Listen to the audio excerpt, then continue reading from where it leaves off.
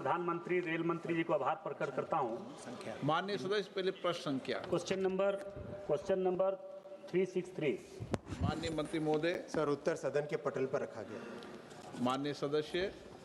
अध्यक्ष महोदय, उत्तर प्राप्त है, मगर मैं सबसे पहले सर्वप्रथम माननीय प्रधानमंत्री जी रेल मंत्री जी को आभार प्रकट करता हूं, जिन्होंने 1000 मरीजों के लिए जीवन दानीय साबित होने वाली और उनके संघर्षमय सफर को सहज बनाने वाली पोदनूर धनबाद अमृतसर भारत एक्सप्रेस का सौभाग्य दी है। और कुछ मेरा आग्रह है माननीय मंत्री जी से, आपके माध्यम से माननीय अध्यक्ष जी, कि बोकारो तलगड़िया स्टेशन को हाईटेक बनाने से जो हमारे बोकारो स्टेशन में भीड़ भाड़ के चलते बहुत परेशानी होती है, इस स्टेशन को बनाने में और हमें सहज प्राप्त होगा। मगर मैं आग्रह करना चाहूँगा माननीय मंत्री जी से कि ये अगर स्टेशन में ट्रेन का ठहराव हो तो हमें लगता है कि लोग बहुत ज़्यादा परेशानी से हम बच सकते हैं। और मुझे पूरा विश्वास है कि हमारे माननीय मंत्री जी जिस प्रकार से पूरे भारतवर्ष में रेल के क्षेत्र में काम कर रहे हैं, इस क्षेत्र में भी बहुत अच्छे तरीके से काम करेंगे। और मेरा एक आग्रह, कल बहुत डिबेट होगी लंबी, शॉर्ट में पूछो, शॉर्ट में जवाब दे दें मंत्री जी। माननीय मंत्री जी। मान्यवर अध्यक्ष जी, मैं सबसे पहले धन्यवाद देना चाहूँगा मान्यवर श्री दुल्लू महतो जी को। इन्होंने एक ऐसा पॉइंट हमारे सामने रखा है, जैसा कल आपने भी कहा था कि इस डिबेट का सबसे बड़ा बेनिफिट ये होता है कि देश भर की जो मान्यवर सांसदों के माध्यम से देश भर की समस्याएं इस हाउस में प्रकाशित होती है। तो मान्यवर दुल्लू महतो जी ने एक ऐसा पॉइंट रखा है जिसका पूरा डिटेल, आपके प्रश्न आने के बाद में पूरा डिटेल एनालिसिस किया गया और बोकारो और धनबाद के इस पूरे एरिया में किस तरह से कैपेसिटी कंस्ट्रेंट्स को दूर करें, उसका एक पूरा मास्टर प्लान बना है, जो कि मैंने प्रश्न के उत्तर में भी पूरा नक्शे के सहित रखा है। और उसमें ऑलरेडी इस प्रश्न के आने से पहले कुछ काम चालू हुआ था, लेकिन उन्होंने जिस तरह से तलगरिया का इम्पोर्टेंस बताया उस पूरे एरिया में, उसका लाभ निश्चित भाव से रेलवे को मिलेगा। और उसमें जो भी प्रोजेक्ट्स टीम को ऑलरेडी बोल दिया है कि जल्दी से जाके सर्वे करें, फील्ड में एस्टिमेट बनाएं और कैपेसिटी बढ़ाने के लिए करें। साथ ही साथ झारखंड में 4 और ऐसे पॉइंट निकले इसी प्रश्न के बाद में, और एक भाई निशिकांत दुबे जी ने अपने क्षेत्र के बारे में भी बताया था। तो इन चारों पॉइंट पे जो कैपेसिटी कंस्ट्रेंट आता है, भाई महतो जी ने भी बताया था अपने जमशेदपुर से, उन्होंने भी एक एरिया के बारे में बताया था। तो वो सारे के सारे पॉइंट्स को हाथ में लेके उसमें कैपेसिटी को इम्प्रूव करने का काम हाथ में ले लिया है। क्वेश्चन नंबर 36 हो गया आपका पूरा डिटेल? हाँ बताया। अध्यक्ष महोदय, मैं आपके माध्यम से आग्रह करना आपसे संरक्षण चाहता हूँ। पहला बार हम लोग का क्वेश्चन बहुत लेट से आता है। आपसे आग्रह चाहेंगे अध्यक्ष महोदय, मुंबई के बाद महाराष्ट्र के बाद सबसे ज्यादा राजस्व देने वाला, ये एन.के. प्रेमचंद्र जी और निशिकांत जी।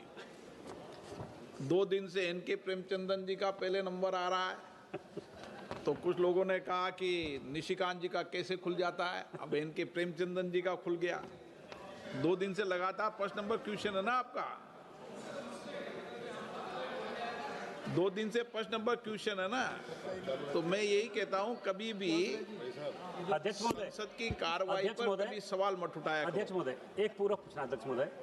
ये निष्पक्ष चलती है और न्यायपूर्ण चलती है। अध्यक्ष महोदय, मैं आपके माध्यम से आग्रह करना चाहेंगे माननीय मंत्री जी से कि पूरे भारतवर्ष में महाराष्ट्र के बाद सबसे ज़्यादा राजस्व देने वाला हमारा धनबाद लोकसभा क्षेत्र है अध्यक्ष महोदय। और हम चाहेंगे कि सिर्फ और सिर्फ धनबाद लोकसभा क्षेत्र में कोयला का मालगाड़ी ही नहीं चले, सवारी गाड़ी भी ज़्यादा से ज़्यादा चले। ये मैं माननीय मंत्री जी से आग्रह करना चाहेंगे। जिस प्रकार से 2-3 डिमांड रखे हैं और माननीय मंत्री जी का आशीर्वाद मिलता है, हमें आश्वासन भी मिला है कि जरूर हमें मिलेगा कि धनबाद से दिल्ली के लिए एक डायरेक्ट ट्रेन, धनबाद से एक पुणे के लिए डायरेक्ट ट्रेन, धनबाद से एक कोयम्बटूर के लिए एक ट्रेन तो दे ही चुका है, धनबाद से एक बेंगलोर के लिए ट्रेन, धनबाद बोकारो से जो चलने वाली ट्रेन जो है स्पेशल ट्रेन, उससे वहाँ पे ठहराव किया जाए अध्यक्ष महोदय। यही मैं आपसे आग्रह करना चाहूँगा।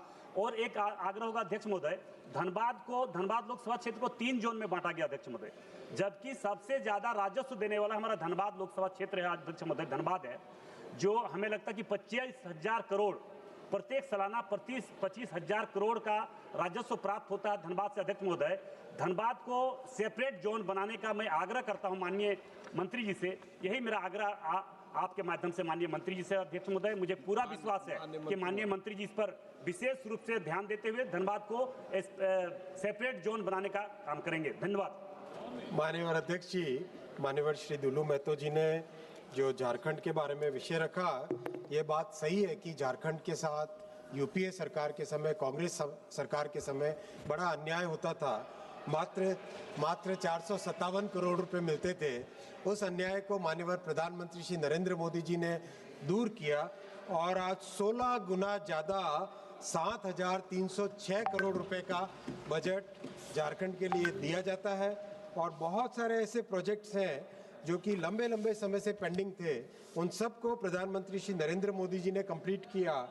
Mandar hill, Dumka, Rampurhat new line 130 kilometre की, Giridih Koderma new line 111 kilometre की, Koderma Ranchi new line 202 kilometre की, रांची लोहरदगा गेज कन्वर्जन और उसका एक्सटेंशन तोरी से साहिबगंज पीरपैती की डबलिंग 129 करोड़ रुपए के इन्वेस्टमेंट से, तीन पहाड़ साहिबगंज की डबलिंग 38 किलोमीटर की, सीनी आदित्यपुर की डबलिंग 23 किलोमीटर की, गोयल केरा मनोहरपुर डबलिंग 28 किलोमीटर की, डोंगा पोसी राजखरसवा third line 75 kilometre, Dania Ranchi road doubling 25 kilometre, Chakradharpur Goilkera third line 34 kilometre, Garhwa road Ramna doubling 32 kilometre, Manoharpur Bonda Bonda third line 30 kilometre, Jarangdih Dania patch doubling 29 kilometre, Ranchi road Patratu doubling 31 kilometre, Talgaria Bokaro जो मान्यवर सांसद महोदय का क्षेत्र है, इसकी डबलिंग 38 किलोमीटर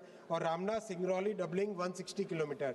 तो मान्यवर अध्यक्ष जी, आपके सामने स्पष्ट है कि किस तरह से कांग्रेस की सरकारों ने झारखंड के प्रति अन्याय किया और प्रधानमंत्री श्री नरेंद्र मोदी जी ने, एनडीए सरकार ने झारखंड के प्रति न्याय किया।